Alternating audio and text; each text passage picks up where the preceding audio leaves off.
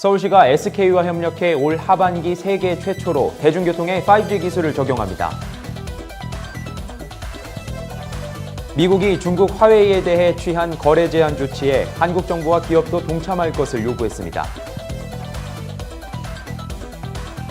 지난 5월 23일 노무현 전 대통령의 10주기 추도식이 경남 김해시 봉하마을에서 열렸습니다. 강원 지역 산불로 인해 지정된 특별 재난 지역에 300억 원 규모의 특별 융자가 실시됩니다. 이번 주 네티즌에게 펭귄 사진 하나로 소소한 재미를 주고 있는 펭귄 문제가 화제입니다. 자세한 소식은 잠시 후 뉴스에서 전해드리겠습니다. 시청자 여러분 안녕하십니까? 신동아 방송 뉴스 홍성혁입니다. 서울시가 SK와 협력해 올 하반기 세계 최초로 대중교통에 5G 기술을 적용합니다. 서울시내 시내버스와 택시 1,700대에 5G 첨단 지원 시스템인 ADAS를 장착해 차세대 지능형 교통 시스템과 함께 자율주행 세계의 첫 도약을 시작합니다. ADAS란 운전자를 지원하는 첨단 시스템으로 전후방 충돌 위험을 인식하여 위험을 피하거나 차선 이동에 도움을 주며 크루즈 기능의 진화형인 지능형 자동 순항 시스템으로 단순히 속도만 일정하게 유지하는 것이 아니라 앞차 속도에 맞추어 정지까지 수행하는 첨단 시스템입니다.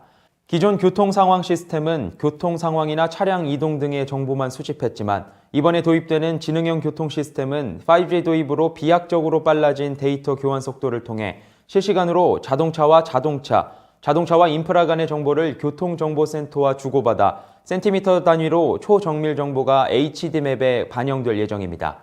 이런 첨단 기술 도입을 통해 서울시 고홍석 도시교통실장은 실시간 HD맵 업데이트 기술은 이제껏 경험하지 못한 스마트 모빌리티 등 신산업의 초석이라며 SKT와 협력해 서울이 미래교통 시대에도 세계 도시를 선도할 수 있도록 준비하겠다고 밝혔습니다.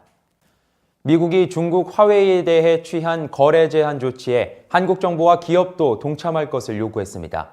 중국 최대 통신장비 제조업체인 화웨이에 대해 거래 제한을 요구한 것은 한국이 미국 편에 서주길 바라는 요청으로 이에 응할 경우 중국의 경제 보복이 예상되어 정부가 난감한 상태에 몰렸습니다. 미국이 겉으로는 안보 위협을 언급하고 있지만 이면에는 5G 기술을 선도하는 화웨이를 견제하려는 의도가 깔려 있다는 게 통신업계의 분석이며 현재 미국의 인도태평양 전략에 협력하는 일본과 호주 등도 반화웨이 전선에 동참한 것으로 보입니다. 이에 따라 정부가 이에 응할 경우 이전에 있었던 사드 사태처럼 중국의 전방위적 경제보복 재현 가능성과 응하지 않을 경우 미국의 대응 사이에서 어떤 조치를 취할지 관심이 몰리고 있습니다. 5월 23일 노무현 전 대통령의 10주기 추도식이 열렸습니다.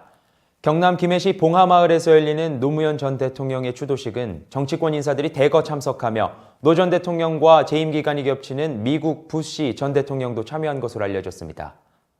자유한국당은 조경태 최고위원을 단장으로 하는 대표단을 구성해 추도식에 참석했으며 바른미래당은 손학규 대표가, 민주평화당 정동영 대표, 정의당 이정미 대표 등 여러 인사들이 참석해 추도 행렬을 이어갔습니다.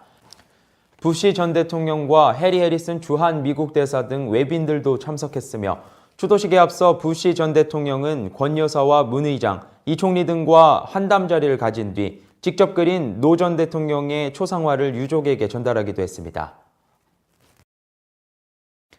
강원 지역 산불로 인해 지정된 특별 재난 지역에 300억 원 규모의 특별 융자가 실시됩니다. 문화체육관광부에 따르면 조속한 특별 융자 지원을 위해 융자 신청을 1차, 2차로 나누어 5월 27일부터 접수할 예정입니다. 관광진흥개발기금 특별융자 대상 지역은 강원도 강릉시, 속초시, 동해시, 고성군, 인제군 등이며 산불로 인한 관광시설 소실 등의 피해와 관광객 감소 등으로 침체된 이 지역의 경기 활성화를 위한 조치입니다. 문체부는 관광기금 대출금리는 기준금리에서 1.25%포인트 우대해 시중은행의 일반 대출 자금보다 유리한 1%대로 제공한다면서 운영자금 지원 한도와 시설자금을 확대해 지원이 더욱 원활하게 진행될 수 있도록 한다고 밝혔습니다. 또한 문체부 정책 담당자는 피해 관광사업자에 대한 신속적이고 실질적인 지원을 통해 지역 관광시장이 빨리 회복되고 지역 경제가 활성화되기를 기대한다고 밝혔습니다. 이번 주 갑자기 SNS를 강타한 펭귄 문제가 화제입니다. 펭귄 문제란 부대찌개 3인분을 먹으면 1인분을 서비스로 제공하는 식당에서 20인분을 시키면 몇 인분을 먹을 수 있느냐라는 문제로 정답을 맞추지 못한 사람은 3일간 펭귄 푸사로 살아야 하는 벌칙이 주어집니다. 얼핏 보면 곱셈 나눗셈을 해야 하는 산수 문제로 보이지만 사실 이 문제는 많은 사람들에게 오답을 유도해 펭귄 프로필 사진을 올리게 만드는 넌센스 퀴즈입니다. 펭귄 문제가 다른 무리에 잘 섞여 노는 사람들을 뜻하는 신조어인 인싸들이 하는 퀴즈로 급부상하면서 점점 더 많은 사람들이 펭귄 푸사를 사용할 것으로 보입니다. 문제를 푸는 사람들은 문제를 맞추는 것보다 오히려 틀려서 프로필 사진을 바꾸는 것에 더 의의를 두고 있다며 SNS상에서 펭귄 사진 하나로 소소한 재미를 얻을 수 있음에 즐거움을 느끼고 있다고 밝혔습니다. 이상으로 뉴스를 마칩니다. 시청해주신 여러분 고맙습니다.